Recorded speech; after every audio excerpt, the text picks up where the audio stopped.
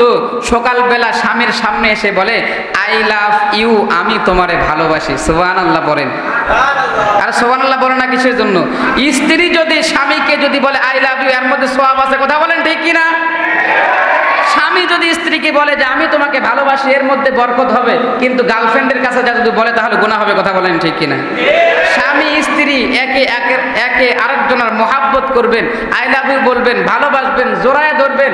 এরপরে আপনার মনে করেন যে যত গল্প গুজব আছে, রোমান্টিক কথা আছে, এগুলো বলবেন। এগুলোর দ্বারা আপনারা সওয়াব হবে, কথা বলেন ঠিক কিনা? কিন্তু আমার বাংলাদেশের সমস্যা হলো যে আমরা বিয়ের পরে বউকে আমরা কোনো ভালো কথা বলি না, শুধু আরে গাল মন্দ আর বোকা চোকার উপর রাখি, কথা বলেন ঠিক কিনা? তা আসেন পরে বলতেছি যে স্বামী স্ত্রী যে 8টা আপনার আমল করতে হবে, 8টা গুণ থাকতে হবে, সেই গুণের কথা পরে বলতেছি। তো আল্লাহর বান্দা বিয়ে করছে, প্রতিদিন সকালবেলা যখন ভ্যান নিয়ে বাইর হয় তখন কি বলে? কি বলে? হ্যাঁ, আই লাভ ইউ বলে। যুবকেরা খুব ভালো পারে এটা। তা আসেন আই লাভ ইউ বলে। এখন বলেন তো, নতুন বিয়ে করছে, প্রতিদিন যখন ভ্যান নিয়ে বাইর হয় আই লাভ ইউ বলে, তাহলে মনটা কত সুন্দর হবে। হ্যাঁ, মুরব্বী চাচা উনি বলতেছেন হ্যাঁ হুজুর দাদি এখন আই লাভ ইউ বললে চাচার ভালো লাগে, দাদার ভালো লাগে, কি বলে কথা ঠিক কিনা? চাচিয়ে বললে চাচার ভালো লাগে। বয়স যতই হোক না কেন, মানুষের মন কিন্তু বুড়া হয় না, কথা বলেন ঠিক কিনা? যারা দাদা বয়সের আছেন, যারা চাচা বয়সের আছেন, আপনারা বাড়িতে যাবেন, আজকে যাওয়ার পরে বউকে আই লাভ ইউ বলবেন, কোনো সমস্যা নাই, এর মধ্যে আল্লাহ সওয়াব দেবে, কথা বলেন ঠিক কিনা? আপনারা হয়তো বা বলতেছেন হুজুর ছোট মানুষ কি বলতেছে, লজ্জা লাগতেছে না। লজ্জার কোনো বিষয় না, এটা জানার বিষয়। বলবেন, স্ত্রী খুশি হবে, স্ত্রী বলবে আপনি খুশি হবেন, কথা বলেন ঠিক কিনা? কারণ মানুষ যতই আপনার বয়স হোক, মনের কোনো বয়স হয় না, কথা বলেন ঠিক কিনা? আমরা বাংলাদেশে দেখেছি, ফেসবুকের মধ্যে দেখেছি, 80 বছর 70 বছরের বুড়ার সাথে আপনার একদম 18 বছর 19 বছরের মেয়েরও বিয়ে হয়েছে টাকার লোভে, কথা বলেন ঠিক কিনা? মন বুড়া হয় না যেন বলবেন। তো যুবক মানুষ যখন ভ্যান নিয়ে বাইর হয় তখন আই লাভ ইউ বলে, খুব মন ফুর্তি, ভ্যান চালাইতেছে রাস্তার মধ্যে, মন তার বাড়িতে, কারণ সুন্দরী বউ। এরপর আই লাভ ইউ বলে প্রতিদিন, মন তার কি আর রাস্তায় আছে? বাড়িতে। এবার রাস্তা যখন ভ্যান চালাইতেছে, হঠাৎ করে একটা মোটর সাইকেলের সাথে গাড়ি বেঁধে গেছে, যাবার পরে তার পা কেটে রক্ত বাহির হইতেছে, কোনো মতে খোরায় খোরায় কোনো মতে রক্ত পড়া অবস্থায় বাড়িতে গেছে। যাবার পরে ডাক দিয়ে বলতেছে, ও আমার স্ত্রী, তাড়াতাড়ি করে আসো, খুব ব্যথা হতেছে, ও মা রে বাবা রে, মরে গেলাম, আমার পা দিয়ে রক্ত বাইরে হতেছে, তাড়াতাড়ি করো, ব্যান্ডেজ করো। স্ত্রী ব্যান্ডেজ করা বাদ দিয়া, তেনা নিয়ে আসা বাদ দিয়া, টিস্যু নিয়ে আসা বাদ দিয়া, ডিটল বাদ দিয়া, ও সামনে দাঁড়ায় বলতেছে আই লাভ ইউ, আমি তোমারে ভালোবাসি। তোমার আই লাভ ইউ রাখো, আমার পা কেটে গেছে, আগে রক্ত বন্ধ করো। আবার বলতেছে আই লাভ ইউ, আমি তোমার ভালোবাসি। আবার দাম কেটে বলতেছে তোমার ভালোবাসা পরে রাখো, আগে আমার পা কেটে গেছে, রক্ত বন্ধ করো। যখন তিনবার বলছে, রক্ত বন্ধ করে না, মুখে বলে আই লাভ ইউ, তখন স্বামী রাগ করে হাত এরকম করে টান করে ওই রকম সুন্দরী একটা স্ত্রীর গালের মধ্যে ঠাস করে একটা লাগায় দিছে। স্ত্রী এবার কান্দে আর ডাক দিয়ে বলে, স্বামী গো, আমি তো আপনারে ভালো কথা বললাম, আই লাভ ইউ, আমি আপনারে ভালোবাসি, কিন্তু আপনি আমারে মারলেন কেন? বলে, আরে তুই আমারে ভালোবাসিস সেটা আমি জানি, এটা মুখে বলার কি আছে? তুই তো শুধু মুখে বলিস ভালোবাসিস, কিন্তু কাজে কর্মে তুই দেখাস না। আমার পা কেটে গেছে, পায়ের রক্ত বন্ধ করিস না, বরং শুধু মুখে বলতেছিস আমি তোমারে ভালোবাসি। তুই যদি আমারে সত্যি ভালোবাসতি তাহলে পারে আই লাভ ইউ বলতি না, বরং আমার জন্য পাগল হয়ে যাইতি, আমার রক্ত বন্ধ করার জন্য পাগল হয়ে যাইতি। বাড়িতে যদি কিছু নাও থাকতো, কোথায় তেনা কানি আছে, ওই তেনাটা নিয়ে এসে কমপক্ষে আমার রক্ত বন্ধ করার চেষ্টা করতি, কথা বলেন ঠিক কিনা? এরে বন্ধু, আমার কথা হলো, সুন্দরী বউ আই লাভ ইউ বলছে, এরপর বিরক্ত হয়েছে, কারণ রক্ত ঝরে রক্ত বন্ধ করে না, শুধু মুখে বলছে আই লাভ ইউ। আসলে এটা প্রকৃত ভালোবাসা নয়, কথা বলেন ঠিক কিনা? ঠিক ওই রকম ভাবেই আমার সমাজে কিছু মানুষ আছে, সারা বছর নামাজ পড়ে না, সারা বছর নবীজির খোঁজ রাখে না। নবীকে নিয়ে কেউ যদি কথা বলে, আমার নবীজির কলিজায় যখন কেউ আঘাত দেয় তখন তার কলিজার মধ্যে রক্ত ঝরে না। আমার নবীকে নিয়ে কেউ কথা বললে তখন সে মাঠে নামে না। কিন্তু 12 রবিউল আউয়াল মাস আসলে ঈদে মিলাদুন নবী পালন করার জন্য সাইনবোর্ড লাগায়, ব্যানার টানায়, আর মাইকিং করে করে বলে আশিক রাসূল, নবীজির মুহাব্বতে কোনোদিন মাঠে নামে না, নবীজির সুন্নাত মানে না, শুধু মুখে বলে আমরা ভালোবাসি। এটাও কোনোদিন প্রকৃত ভালোবাসা হতে পারে না, সম্পূর্ণ ভণ্ডামি, কথা বলেন ঠিক কিনা? লিল্লাহি তাকবীর। الذي أفاض على النفوس ذوارف عوارفه وأبرز على القرائح حقائق معارفه صلى الله عليه وعلى آله وأصحابه مفاتيح الهدى ومصابيح الدجى وسلم تسليما كثيرا كثيرا فقد قال الله تبارك وتعالى في كلامه المجيد والفرقانه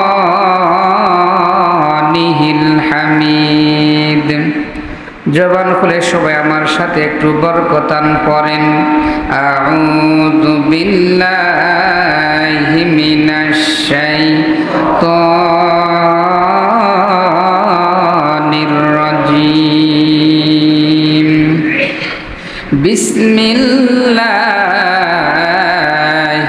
রাহমানির রহিম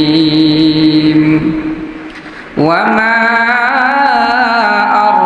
أرسلناك إلا رحمة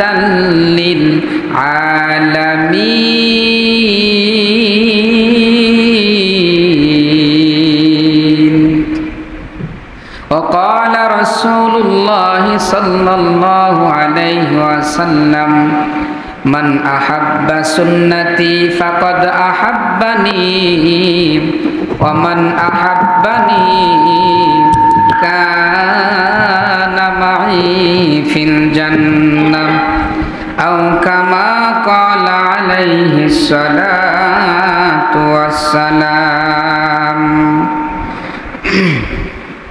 وقال الله تبارك وتعالى في شان حبيبه إن الله وملائكته يصلون على النبي يا أيها الذين آمنوا صلوا عليه وسلموا تسليما درود إبراهيم اللهم صل على محمد وعلى آل محمد كما صليت على إبراهيم وعلى آل إبراهيم إنك حميد مجيد اللهم بارك على محمد وعلى آل محمد كما باركت على إبراهيم وعلى آل إبراهيم إنك حميد مجيد لا إله إلا الله لا إله جل لا إله إلا الله لا إله ভাইজান বহু দূরে মাদিনা আমরা কেমনে যাব জানি না হায় হায় বহু দূরে মাদিনা আমরা কেমনে যাব জানি না দয়া কর দয়ার আল্লাহ দয়া কর পুরো মনের বাসনা লা ইলাহা ইল্লাল্লাহ লা ইলাহা লা ইলাহা ইল্লাল্লাহু মুহাম্মাদুর রাসূলুল্লাহ সাল্লাল্লাহু আলাইহি ওয়াসাল্লাম। আলহামদুলিল্লাহ, লক্ষ কোটি শুকুর এবং সুজুদ সেই মহান আল্লাহ পাক রব্বুল ইজ্জাতের দরবারে, যার কুদরতি হাতে আমাদের জীবন এবং মৃত্যুর জিম্মাদারি, যার কুদরতি আঙ্গুল হেলনে কোন ফায়াকুনের মধ্য দিয়ে সপ্ত আকাশ সপ্ত জমিন সৃষ্টি হয়েছে, যার ইঙ্গিতেই সব ভেঙ্গে চুরে চুরমার, আসে ঝড় ঝঞ্ঝা প্লাবন মহাপ্রলয়, যার গগন গর্জনে সব শঙ্কিত আতঙ্কিত, পাহাড় পর্বত ভূকম্পনে প্রকম্পিত, সাগর উত্তোলিত, সেই রাজাধিরাজ, রাজার রাজা মহারস, সম্রাটের সম্রাট, দিন ও দুনিয়ার একচ্ছত্তা অধিপতি আল্লাহ সুবহানাহু তাআলার দরবারে আমাদের শুকরানা শব্দ পৌঁছে যাক। সকলেই পড়ি আলহামদুলিল্লাহ। হৃদয় হিকায়ে ভাব আবেগ উজাড় করে সিজদায় অবনীত মস্তকে আরেকটা বার আওয়াজ উঠুক, সকলেই পড়ি আলহামদুলিল্লাহ। লক্ষ কোটি দরুদ সালাম এই বিশাল গগনচুম্বী মিম্বারের তলদেশ থেকে হিতারে ভাসিয়ে সোনার মাদিনায় সকলেই পড়ি সাল্লাল্লাহু আলাইহি ওয়াসাল্লাম। সম্মানিত সুধী, সময় খুবই সংকীর্ণ, এই জন্য কোনো ভূমিকা নিব না, সরাসরি আলোচনার মধ্যে ঢুকতে চাচ্ছি আমি ইনশাল্লাহ। আপনারা কি থাকবেন তো ইনশাল্লাহ? তাহলে দুইটা হাত তুলে দেখা দেন তো কে কে থাকবেন না। খুব চালাক মানুষ আপনারা না? আচ্ছা, এবার দেখা দেন তো কে কে থাকবেন ইনশাআল্লাহ। লিল্লাহে তাকবীর। হাত নামান। মাশাআল্লাহ। আমি মনে করছিলাম যে অন্য অন্য এলাকায় এই সিরাত মাহফিল আমি মোটামুটি এই কয়েকদিনে মোটামুটি 5-7 দিন থেকে এক লাগাতার করতেছি, তো অন্য অন্য জায়গায় দেখলাম যে এশারের পরে মানুষ আর থাকতে চায় না, তাড়াতাড়ি খালি বলে যে তাড়াতাড়ি হুজুর খিচুড়ি দেন, বাড়ি চলে যাব। খুব পেরেশান, মানে তাড়াতাড়ি বাড়ি যাবে। তো আপনাদের যা মানে সিস্টেম, আপনাদের যা চাহনি, তা আমার কাছে খুব ভালো লাগতেছে যে আপনারা এশার পরে বসছেন, মনে হচ্ছে কেবল যেন মাগরিবের নামাজ হলো, যেরকম সুবহানাল্লাহ। তো বেশি সময় বিরক্ত করব না, হয়তোবা 1.5 ঘন্টা থেকে 1 ঘন্টা এর মধ্যে সব শেষ হয়ে যাবে ইনশাআল্লাহ। আপনারা থাকবেন তো ইনশাআল্লাহ? ইনশাআল্লাহ। আসেন, কথা বেশি দীর্ঘ করব না, সরাসরি আলোচনার মধ্যে ঢুকতে চাচ্ছি। তো আমার বিষয়বস্তু আগে ভালো করে বুঝেন। বিষয় হলো যে আমরা গ্রামগঞ্জের মানুষ, আমরা কিন্তু সবাই কম বেশি সংসারের সাথে কিন্তু আমরা সম্পৃক্ত। আমরা সংসার জীবনে কিন্তু সবাই ব্যস্ত। যারা বিয়ে করছেন তারা সংসার নিয়ে কিন্তু আমরা খুব পেরেশানির মধ্যে থাকি। স্বামী স্ত্রীর ঝগড়া বিবাদ লেগে থাকে, একজন আরেকজনের সাথে মিল মহব্বত হয় না, সংসারের মধ্যে অশান্তি লেগে থাকে। তো আমি অনেক বুঝে শুনে অনেক গবেষণা করে 8টা সুরত 8টা নিয়ম আমি বাহির করেছি। আওয়াজ একটু কমা দেওয়া লাগবে, মনে হয় বেশি হয়ে যাচ্ছে। তো স্বামী স্ত্রীর মধ্যে যদি আমাদের 8টা গুণ থাকে, স্বামী স্ত্রীর মধ্যে কয়টা গুণ? স্বামী স্ত্রীর ভিতরে যদি 8টা গুণ থাকে, তাহলে পারে ওই সংসারের মধ্যে আল্লাহ তাআলা শান্তি এবং রহমত দিয়ে ভরপুর করে দেবেন। জোরে কোন সুবহানাল্লাহ।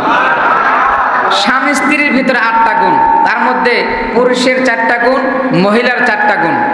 পুরুষের, মহিলার, খুব ভালো করে বুঝবেন। আর যুবক ভাইরা বলতেছে, হুজুর তো এইসেই তো শুধু যারা বিয়ে করেছে এদেরকে নিয়ে শুরু করলো, আমাদেরকে নিয়ে কিছু বলবে না?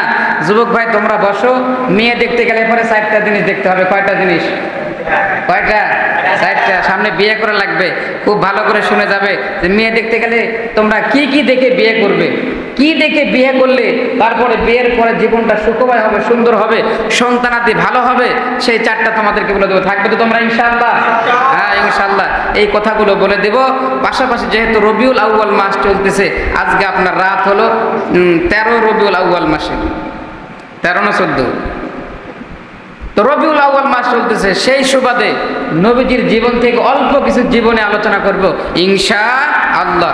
আসেন সর্বপ্রথম আল্লাহর নবীজির জীবন থেকে কিছু আলোচনা করে এরপরে যেগুলো বললাম ধারাবাহিকভাবে বলে দেবো ইনশাআল্লাহ। আসেন আল্লাহ তাআলা নবীজি সম্পর্কে কোরআনের মধ্যে কি বলতেছেন সেখান থেকে ইনশাআল্লাহ আমরা শুরু করি।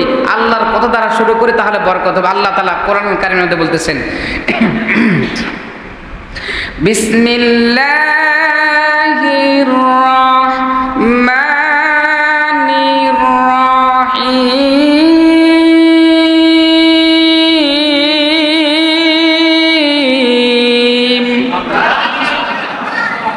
কুল ইন কুনতুম তুহিব্বুনাল্লাহা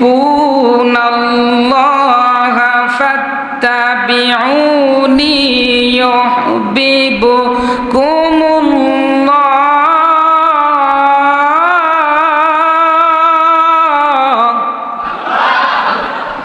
ওয়া ইয়াগফির লাকুম যুনুবাকুম ওয়াল্লাহু গফুরুর রহিম।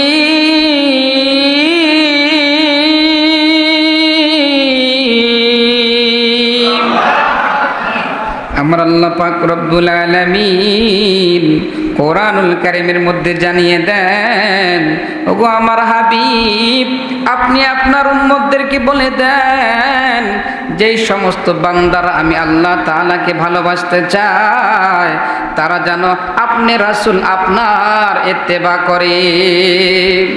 যারা আল্লাহ তাআলাকে ভালোবাসতে চায় তারা যেন রাসূলের ইত্তেবা করে। একটা আওয়াজ দিয়ে বলেন তো, কার ইত্তেবা করা লাগবে? নবীজির ইত্তেবা করা লাগবে। নবীজি সাল্লাল্লাহু আলাইহি সাল্লাম রে উম্মত, তোমরা কেমন করে আমার ইত্তেবা করবা?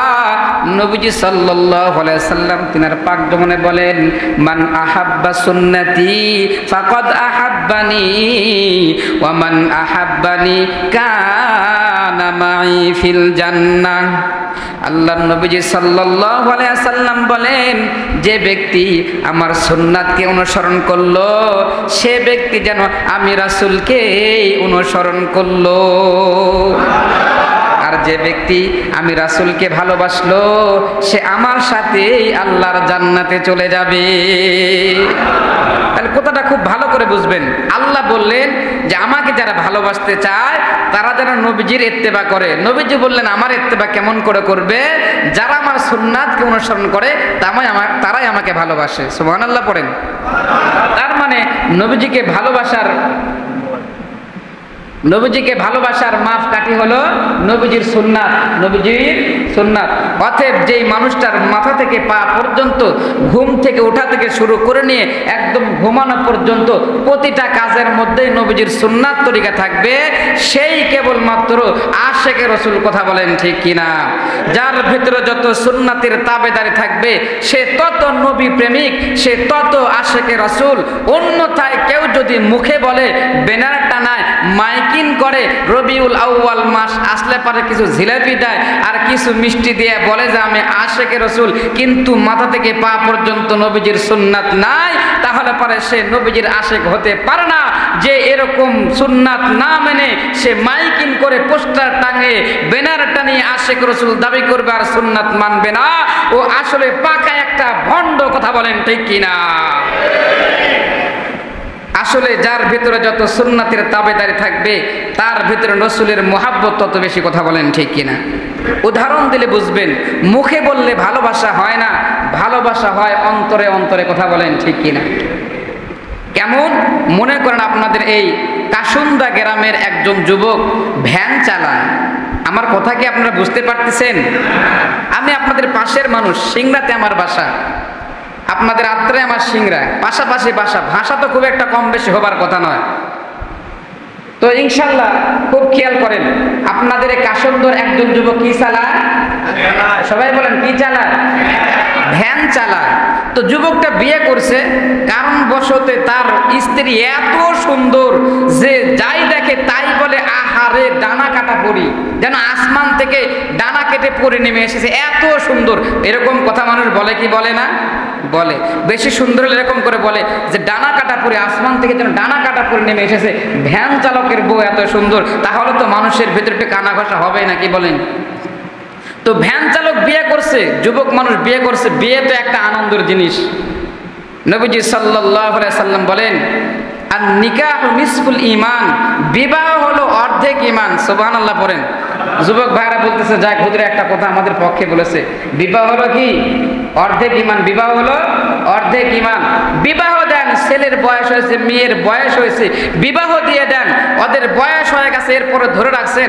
আর বিবাহ না দেওয়ার কারণে সে মোবাইলে মেসেঞ্জারে চ্যাটিং করতেছে, অন্যের বিটির সাথে কথা বলতেছে, প্রেম প্রীতি করে নিজের জীবনটাকে নষ্ট করতেছে। এই যে গুনাহ করতেছে, জেনা ব্যভিচারে লিপ্ত হতেছে। মা বাবা তার বয়স হবার পরও বিয়ে না দেওয়ার কারণে মা বাবার আমলনামা গুনাহ হতেছে। এজন্য প্রাপ্ত বয়স্ক ছেলে মেয়ে যদি থাকে, তাদের কামাই আছে বা না আছে এটা দেখার নাই, আপনারা বিয়ে দিয়ে দেন। কামাই রোজগারের দায়িত্ব, রিজিকের দায়িত্ব আল্লাহর হাতে। কথা বলেন ঠিক কিনা? তা আসেন, ওদিকে যাব না। তো কথা বলতেছিলাম, যুবক মানুষ বিয়ে করছে, ভ্যান চালক, বউটা খুবই সুন্দর। তো প্রতিদিন সকালবেলা সে যখন ভ্যান নিয়ে বাহির হয়, তো সকালবেলা স্বামীর সামনে এসে বলে, আই লাভ ইউ, আমি তোমারে ভালোবাসি। সুবহানাল্লাহ বলেন। আর সুবহানাল্লাহ বলে না কিসের জন্য? স্ত্রী যদি স্বামীকে যদি বলে আই লাভ ইউ, এর মধ্যে সওয়াব আছে। কথা বলেন ঠিক কিনা? স্বামী যদি স্ত্রীকে বলে যে আমি তোমাকে ভালোবাসি, এর মধ্যে বরকত হবে। কিন্তু গার্লফ্রেন্ডের কাছে যা যদি বলে, তাহলে গুনাহ হবে। কথা বলেন ঠিক কিনা? স্বামী স্ত্রী একে আরেকজনের মহাব্বত করবেন, আই লাভ ইউ বলবেন, ভালোবাসবেন, জোড়ায় ধরবেন। এরপরে আপনার মনে করেন যে যত গল্প গুজব আছে, রোমান্টিক কথা আছে, এগুলো বলবেন। এগুলোর দ্বারা আপনারা সওয়াব হবে। কথা বলেন ঠিক কিনা? কিন্তু আমার বাংলাদেশের সমস্যা হলো যে আমরা বিয়ের পরে বউকে আমরা কোনো ভালো কথা বলি না, শুধু আরে গাল মন্দ আর বোকা চোকার উপর রাখি। কথা বলেন ঠিক কিনা? তা আসেন, পরে বলতেছি যে স্বামী স্ত্রী যে 8টা আপনার আমল করতে হবে, 8টা গুণ থাকতে হবে, সেই গুণের কথা পরে বলতেছি। তো আল্লাহর বান্দা বিয়ে করছে, প্রতিদিন সকালবেলা যখন ভ্যান নিয়ে বাইর হয়, তখন কি বলে? কি বলে? হ্যাঁ, আই লাভ ইউ বলে। যুবকেরা খুব ভালো পারে এটা।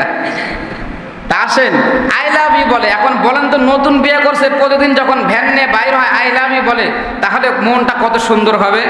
হ্যাঁ, মুরব্বী চাচা উনি বলতেছেন, হ্যাঁ হুজুর, দাদি এখন আই লাভ ইউ বললে চাচার ভালো লাগে, দাদার ভালো লাগে। কি বলে কথা ঠিক কিনা?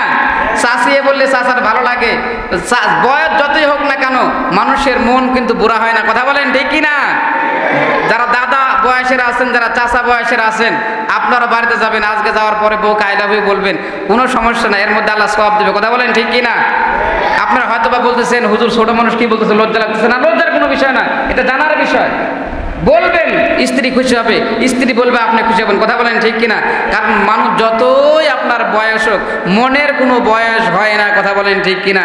আমরা বাংলাদেশে দেখেছি, ফেসবুকের মধ্যে দেখেছি, 80 বছর 70 বছরের বুড়ার সাথে আপনার একদম 18 বছর 19 বছরের মেয়েরও বিয়ে হয়েছে টাকার লোভে। কথা বলেন ঠিক কিনা? মন বুড়া হয় না যেন বলবেন। তো যুবক মানুষ যখন ভ্যান নিয়ে বাইর হয়, তখন আই লাভ ইউ বলে, খুব মন ফুর্তি। ভ্যান চালাইতেছে রাস্তার মধ্যে, মন তার বাড়িতে, কারণ সুন্দরী বউ। এরপরে আই লাভ ইউ বলে প্রতিদিন। মন তার কি আর রাস্তায় আছে? বাড়িতে। এবার রাস্তা যখন ভ্যান চালাইতেছে, হঠাৎ করে একটা মোটর সাইকেলের সাথে গাড়ি বেঁধে গেছে, যাবার পরে তার পা কেটে রক্ত বাহির হইতেছে। কোনো মতে খোরায় কোনো মতে রক্ত পড়া অবস্থায় বাড়িতে গেছে, যাবার পরে ডাক দিয়ে বলতেছে, ও আমার স্ত্রী, তাড়াতাড়ি করে আসো, খুব ব্যথা হতেছে। ও মা রে, বাবা রে, মরে গেলাম, আমার পা দিয়ে রক্ত বাইর হতেছে, তাড়াতাড়ি করো, ব্যান্ডেজ করো।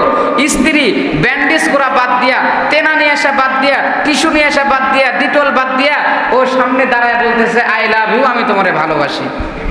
তোমার আই লাভ ইউ রাখো, আমার পা কেটে গেছে, আগে রক্ত বন্ধ করো। আবার বলতেছে, আই লাভ ইউ, আমি তোমার ভালোবাসি। আবার দাম কেটে বলতেছে, তোমার ভালোবাসা পরে রাখো, আগে আমার পা কেটে গেছে, রক্ত বন্ধ করো। যখন তিনবার বলছে, রক্ত বন্ধ করে না, মুখে বলে আই লাভ ইউ, তখন স্বামী রাগ করে হাত এরকম করে টান করে ওই রকম সুন্দরী একটা স্ত্রীর গালের মধ্যে ঠাস করে একটা লাগায় দিছে। স্ত্রী এবার কান্দে আর ডাক দিয়ে বলে, স্বামী গো, আমি তো আপনারে ভালো কথা বললাম, আই লাভ ইউ, আমি আপনারে ভালোবাসি, কিন্তু আপনি আমারে মারলেন কেন? বলে, আরে তুই আমারে ভালোবাসিস সেটা আমি জানি, এটা মুখে বলার কি আছে? তুই তো শুধু মুখে বলিস ভালোবাসিস, কিন্তু কাজে কর্মে তুই দেখাস না। আমার পা কেটে গেছে, পায়ের রক্ত বন্ধ করিস না, বরং শুধু মুখে বলতেছিস আমি তোমারে ভালোবাসি। তুই যদি আমারে সত্যি ভালোবাসতি, তাহলে পারে আই লাভ ইউ বলতি না, বরং আমার জন্য পাগল হয়ে যাইতি, আমার রক্ত বন্ধ করার জন্য পাগল হয়ে যাইতি। বাড়িতে যদি কিছু নাও থাকতো, কোথায় তেনাকানি আছে, ওই তেনাটা নিয়ে এসে কমপক্ষে আমার রক্ত বন্ধ করার চেষ্টা করতে। কথা বলেন ঠিক কিনা?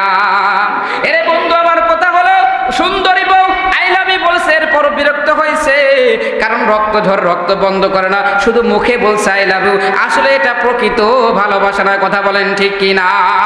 ঠিক ওই রকম ভাবেই আমার সমাজে কিছু মানুষ আছে সারা বছর নামাজ পড়ে না, সারা বছর নবীজির খোঁজ রাখে না। নবীকে নিয়ে কেউ যদি কথা বলে, আমার নবীজির কলিজায় যখন কেউ আঘাত দেয় তখন তার কলিজার মধ্যে রক্ত ঝরে না।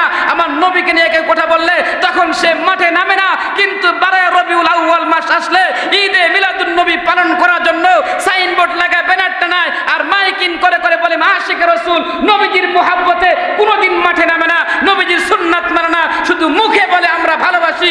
এটাও কোনোদিন প্রকৃত ভালোবাসা হতে পারে না, সম্পূর্ণ ভণ্ডামি। কথা বলেন ঠিক কিনা?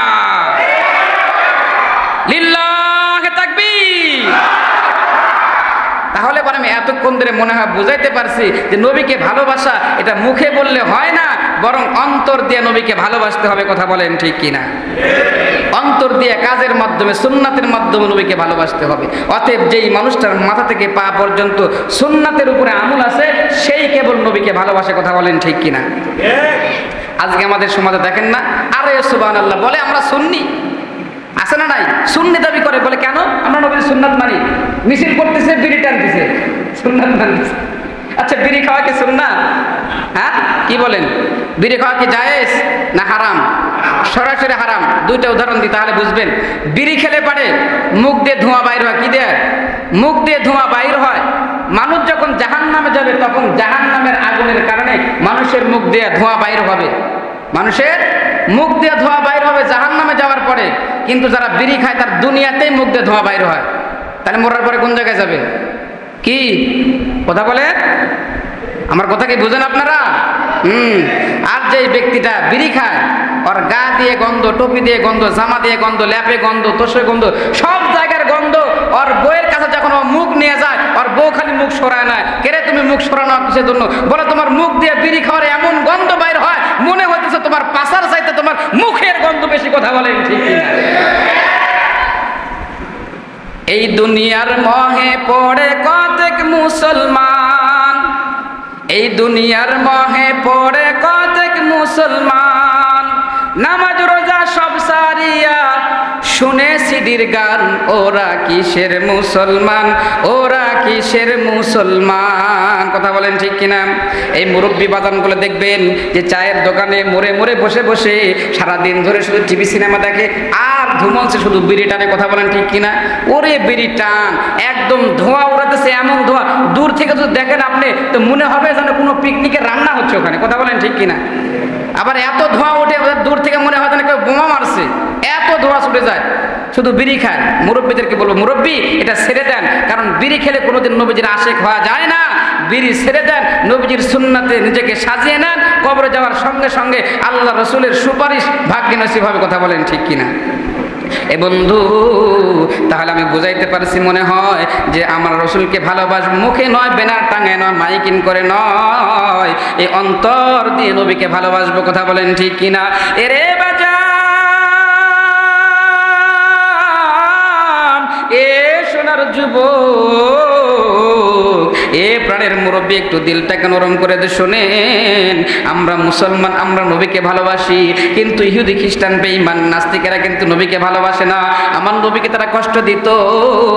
ইহুদি বেঈমান নাস্তিকেরা তারা একবার এরকম বৈঠকে বসলো, বসার পরে সবাই পরামর্শ করলো যে মুহাম্মদ সাল্লাল্লাহু আলাইহি সাল্লাম সে নাকি নবী দাবি করে, সে নাকি নবী হয়ে দুনিয়াতে এসেছে। চলো আমরা মুহাম্মদকে 3টা প্রশ্ন করব। মুহাম্মদ যদি আমাদের 3টা প্রশ্নের উত্তর দিতে পারে তাহলে পরে আমরা বুঝবো মুহাম্মদ সত্য নবী। আর যদি মুহাম্মদ আমাদের 3টা প্রশ্নের প্রশ্নের উত্তর দিতে না পারে তাহলে পর আমরা বুঝবো মুহাম্মদ হলো একজন ভণ্ড নবী। এবার কাফেরদের সমস্ত লিডাররা বসে বসে কঠিন থেকে কঠিন 3টা প্রশ্ন ঠিক করছে। একটু আওয়াজ দিয়ে বলেন তো কয়টা প্রশ্ন ঠিক করছে? আমার কথা কি বুঝেন? তাহলে সবাই একটু হাত জায়গায় বলেন তো কয়টা প্রশ্ন ঠিক করছে? সবাই বলেন কয়টা প্রশ্ন ঠিক করছে? এরে বন্ধু, কঠিন থেকে কঠিন 3টা প্রশ্ন ঠিক করছে। আমার নবীকে তারা প্রশ্ন করবে। আসলে মূলত তারা জানতো আমার নবী কোনোদিন স্কুলে পড়ে নাই, আমার নবী কোনোদিন কোনো মাদ্রাসায় পড়ে নাই। এই জন্য তারা নবীর কাছে প্রশ্ন নিয়ে যাবে নবীকে ঠেকানোর জন্য, নবীর হাতে হাত দিয়ে কালেমা পড়ার জন্য নয়। আমার নবীকে তারা অপমান করার জন্য বাড়ি থেকে 16 কৌশল পরামর্শ করে 3টা প্রশ্ন ঠিক করে আমার নবীর দরবারে গিয়েছে।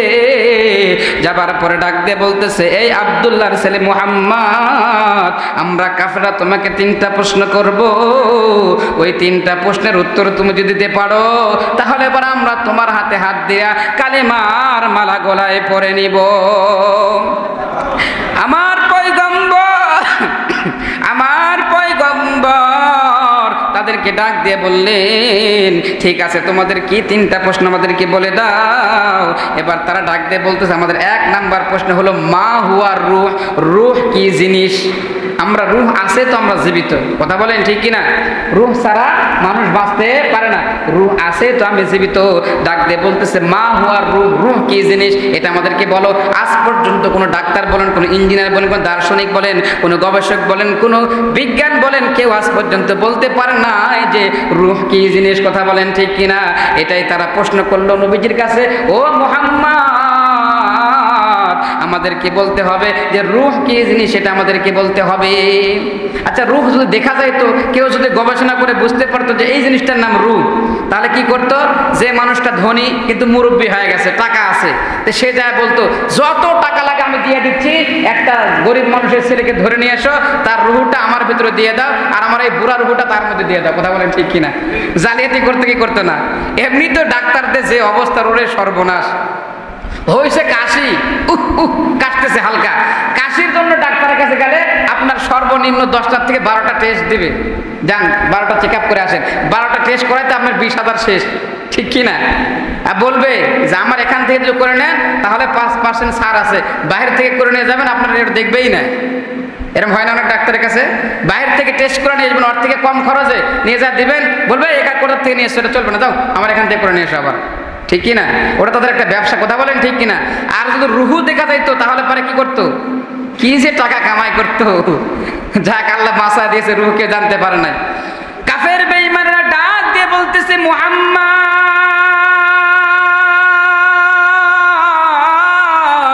আমাদের 1 নাম্বার প্রশ্ন হলো মা হুয়া রূহ, রূহ কি জিনিস এটা বলতে হবে। 2 নাম্বার প্রশ্ন হলো এই পৃথিবীর জমিনে তামাম পৃথিবী কে সফর করেছিল সেই ব্যক্তি সম্পর্কে আমাদেরকে বলে দিতে হবে। 3 নাম্বার প্রশ্ন হলো আসহাবে কাফের ঘটনা কি ঘটেছিল, সেই আসহাবে কাফের ঘটনা আমাদেরকে বলে দিতে হবে। 3টা প্রশ্ন করছে। বাজান আমার কথাগুলো দিল দিয়ে শুনবেন। আমি যখন এই 3টা প্রশ্নের উত্তর বলে দিব তখন আপনারা 2টা খবর জানতে পারবেন। 1 নাম্বার খবর হলো এই পৃথিবীর জমিনে এমন একটা মানুষ ছিল, ওই মানুষটা একটা খারাপ কাজ করেছিল, একটা বদ কাজ করেছিল।